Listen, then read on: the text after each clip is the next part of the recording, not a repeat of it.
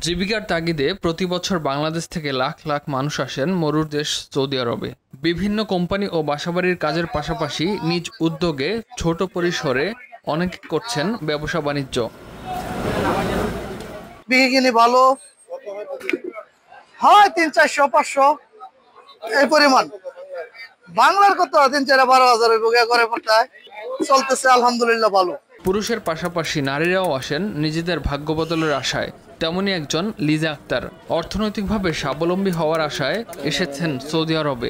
বাংলাদেশ থেকে বৈধ ভিসা নিয়ে সৌদি আরবে আসলেও কোম্পানির নানা জটিলতায় কোম্পানি থেকে বের হয়ে নিজ উদ্যোগে শুরু করেছেন ক্ষুদ্র ব্যবসা।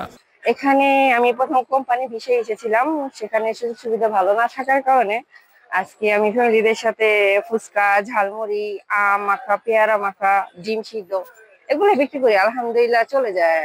প্রায় দিন বাংলার প্রায় 10,000 টাকা হবে দিন হয় আলহামদুলিল্লাহ। বিক্রি করছেন দেশীয় স্বাদের হরেক রকমের খাবার। নানা ধরনের বাধা সত্ত্বেও জীবনমান উন্নয়নে সংগ্রাম চালিয়ে যাচ্ছেন সৌদি প্রবাসী এই নারী কর্মী।